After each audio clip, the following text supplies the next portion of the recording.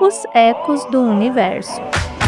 If you wanna run away with me, I know a galaxy and I could take you for a ride. I had a E hoje voltamos a falar de personagens históricos da ciência. Dessa vez, não é só uma exclusividade da ciência astronômica, mas sim do pensamento científico como um todo. Voltamos para o final do século XVI, ao encontro de um gigante chamado Galileu de Vincenzo Bonatti di Galilei. Nascido em Pisa, na Itália, no dia 15 de fevereiro de 1564, Galileu Galilei é tido como o pai da ciência moderna. Mas pensem numa vida complicada. Não era rico. Teve dificuldades de conseguir independência financeira em boa parte de sua vida e pulava de cidade em cidade em busca de um bom emprego. Galileu sofreu diversas perseguições durante sua vida. Em todas as vezes que ele expôs as suas ideias científicas, Galileu sofreu com retaliações, sendo forçado a retroceder de suas afirmações por diversas vezes.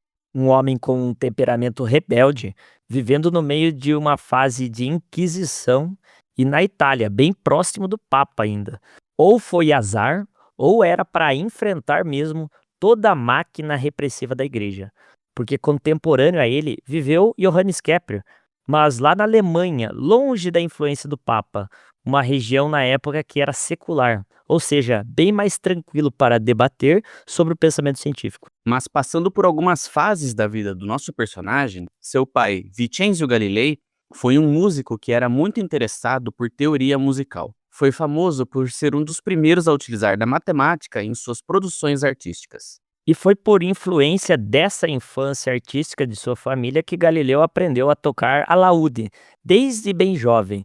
Alaúde é um instrumento de corda e com o corpo com o formato de uma pera. O temperamento intempestivo de Galileu é reflexo da postura anti-establishment de seu pai. Vincenzo ficou conhecido em sua região como um intelectual rebelde, que odiava pessoas de mente estreita, segundo ele mesmo, principalmente se tinha alguma posição de destaque no mundo acadêmico. Essa visão de mundo afrontosa de Galileu foi um problema especialmente perante os aristotélicos e grandes seguidores da fé católica da época. Apesar de bastante importante para sua época, o pensamento aristotélico dizia haver um conjunto de leis físicas que serviam para a Terra e outro para a esfera celeste. Galileu, em sua juventude, dizia que, e aqui eu cito as suas próprias palavras, a ciência jamais progrediria se as pessoas seguissem fazendo como os gregos faziam, ou seja, sentar e ficar olhando o mundo. Seu argumento central era de que Aristóteles não realizou nenhum experimento em suas investigações, chegando às suas conclusões apenas aplicando a lógica, fazendo com que todo o seu pensamento fosse uma rede interligada de princípios que levavam a outros princípios. Mas o perigo disso é justamente que se alguma parte estivesse errada, esse erro seria carregado por toda a corrente de pensamento. Galileu propunha então a investigação experimental do mundo, que deveria ser baseada numa inspiração inicial, mas sempre testada experimentalmente para ter validade. Apesar da postura turbulenta de Galileu, ele era também muito respeitador e disciplinado, e isso lhe rendeu muitos contatos bons em sua vida, coisa que o salvou ao final dela, conforme veremos mais pra frente. As únicas coisas que o faziam defender firmemente suas posições, de forma a soar ríspido, era quando o assunto envolvia a matemática e a física. Fato que o fez receber o apelido de o altercador na época de faculdade, ou seja, alguém que discute acaloradamente. Apesar de conhecido principalmente por conta dos telescópios, Galileu desenvolveu diversas áreas da matemática e ciência, como por exemplo acerca do movimento dos pêndulos, que o fez desenvolver relógios de precisão, e a famosa afirmação de que objetos com massas diferentes chegam no solo com o mesmo tempo de alturas iguais. E essa última ideia pode, num primeiro momento, parecer contraintuitiva, mas com uma análise mais fria, é o que realmente faz sentido. Galileu foi capaz de realizar um experimento que conformasse sua ideia, ao jogar duas bolas de canhão com pesos diferentes do topo da Torre de Pisa. Mas ainda assim, não contrariava completamente uma das afirmações mais fundamentais de Aristóteles, de que se dois objetos de pesos diferentes estivessem em queda livre, sobre só a influência da gravidade, o mais pesado é que chegaria primeiro no solo. Era preciso que objetos com pesos muito diferentes fossem testados. Foi só após a sua morte, em 1642, que Robert Boyle, um cientista irlandês, realizou um experimento com uma jarra de vidro, retirando o ar de seu interior e deixando cair uma bolinha de chumbo e uma pluma. Ao eliminar a força de resistência do ar sobre os objetos, Boyle então notou que os dois objetos atingiam o fundo da garrafa ao mesmo tempo, confirmando assim as afirmações de Galileu. E relacionado ao pensamento da queda livre dos objetos, Galileu bolou uma forma bastante engenhosa de desdobrar o experimento e que chega a diversas conclusões bastante atuais relacionadas à física.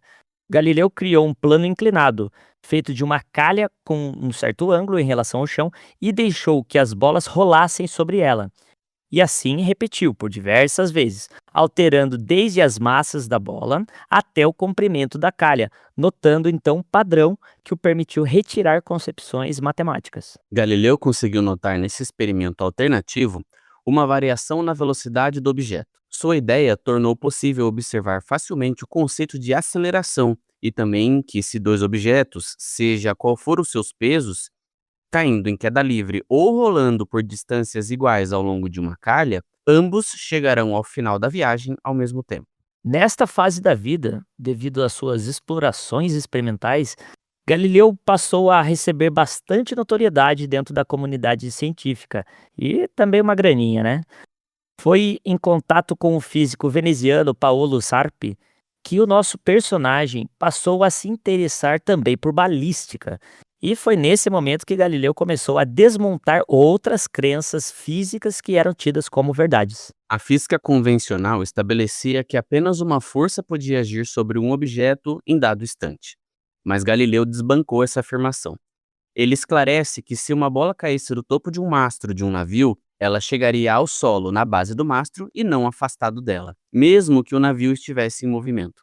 O que faz com que a bola experimente o mesmo movimento do navio, sofrendo então não somente a força gravitacional, mas também o movimento para frente realizado pelo navio. Aqui novamente ficou evidente que Galileu estava certo. E então ele continuou a usar esse conceito, dessa vez para explicar os movimentos parabólicos de um projétil disparado de um canhão, afirmando que duas forças agem sobre as balas de canhão, a gravidade e o impulso inicial, provocado justamente pela explosão de dentro do canhão.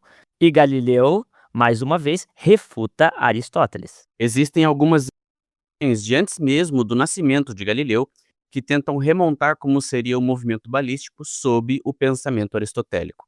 Aristóteles pensava que as balas viajavam em linha reta e despencavam no céu sobre o alvo. Em uma das ilustrações, é possível até mesmo ver algumas pessoas realizando os cálculos do movimento das balas utilizando esquadros. Para nós, hoje, parece bizarro até, mas era a ciência disponível na época. E isso de ficar desmontando o pensamento aristotélico, obviamente rendeu graves problemas para Galileu, pois diversas concepções feitas pelo grego coincidiam com o pensamento bíblico. Provar que Aristóteles estava errado implicava dizer que a Bíblia estava errada. Se fosse só o problema balístico que tivesse pairado sobre a cabeça de Galileu, talvez fosse mais fácil abrir mão de suas afirmações. Mas veja só você. Em 1597, Johannes Kepler publicava o livro Primeiras Dissertações Matemáticas sobre o Mistério do Cosmo, que defendia abertamente o pensamento de Copérnico sobre o universo. Ou seja, um universo com planetas, com a Terra sendo um deles, que giravam ao redor do Sol. Kepler conhecia o trabalho de Galileu e o convidou a lhe dar apoio à causa anti-aristotélica. Chegou até a enviar uma cópia do seu manuscrito. A história conta que Galileu fez bons comentários iniciais sobre a obra de Kepler, mas deixou de o responder algum tempo depois. Pois é, alguns dizem que Galileu desprezou o contato de Kepler, mas há de se tentar compreender o momento histórico em que Galileu estava inserido. Não devia ser fácil driblar as pressões da igreja em seu entorno, mas também convenhamos que Kepler desmontou uma crença basal no pensamento da época, o qual não sabemos se Galileu tinha algum apreço, que era de que o círculo era uma forma geométrica sagrada. Kepler demonstrou em sua primeira lei que as órbitas corriam em elipses. Não sabemos se Galileu era apegado à divindade dos círculos ou não. É uma discussão interessante. Enfim, chegamos à astronomia. Após a virada do século, em 1604, um raríssimo fenômeno astronômico aconteceu. Uma supernova surgiu no céu. E novamente, em contraste com a crença aristotélica de que o universo era constante e imutável, uma supernova surgindo de repente no céu soava no mínimo estranho. Dessa vez, uma premissa aristotélica estava caindo e de maneira que todos pudessem ver. Pouco tempo depois, em 1609, já nos seus 45 anos em Veneza, Galileu teve notícia de um holandês oculista chamado Hans Lippershey, que havia desenvolvido um instrumento óptico, denominado pelo próprio holandês de telescópio. Ao retornar a Pádua, Galileu decidiu construir uma versão própria do instrumento. Em questão de tempo, muitos telescópios começaram a surgir de diversas partes do continente europeu, mas todos de baixa qualidade. Mas a genialidade de Galileu destacou. Com poucas modificações, ele aumentou o poder de ampliação do instrumento além de imagens mais nítidas. Os telescópios da época ampliavam em cerca de 3 vezes a imagem, já o de Galileu atingiu aumento de 9 vezes. A utilidade prática do instrumento chamou a atenção até do governador de Veneza, que ofereceu diversas vantagens a Galileu. Vantagens essas que não se concretizaram, fazendo com que Galileu mudasse de planos, voltando a Pádua com o seu telescópio. Galileu então começou sua própria investigação astronômica, começando pela Lua. E aqui mais conflitos com Aristóteles. Afinal, o filósofo grego afirmou que a Lua era uma esfera perfeita e imaculada. Já Galileu não só derrubou isso, como pôde calcular a altura das montanhas lunares, através dos comprimentos de suas sombras. Em seguida, foi a vez dos planetas. Noite após noite, ele observava manchas negras sobre a superfície de Júpiter. E pior, essas manchas se moviam. E após alguns dias, essas manchas haviam até desaparecido. Galileu chegou a pensar que se tratava de alguma imperfeição em seu instrumento. Porém, não demorou muito para ele mesmo admitir que se tratavam de luas. Voltado para Vênus agora, Galileu percebeu, após meses de dedicação a esse planeta, que ele possuía fases. E aqui o conflito retornará. Se Vênus tinha fases, diziam os aristotélicos, essa era uma prova de que ele também girava ao redor da Terra, assim como a Lua. Mas Galileu provou que não, uma vez que as fases levavam muito mais tempos que as fases da Lua. Galileu conseguiu fazer que a astronomia virasse um assunto popular com as suas publicações e demonstrações públicas. Muito por conta de seu carisma e humor afiados, Galileu cativava as plateias. E isso gerou ciúmes entre grupos de filósofos e conferencistas da região de Florença. A partir dessa época, em meados de 1610, diversas conspirações se iniciaram contra o seu trabalho. Em 1612, um aristotélico jesuíta alemão, Christoph Scheiner, observou manchas sob a superfície solar e assim as batizou.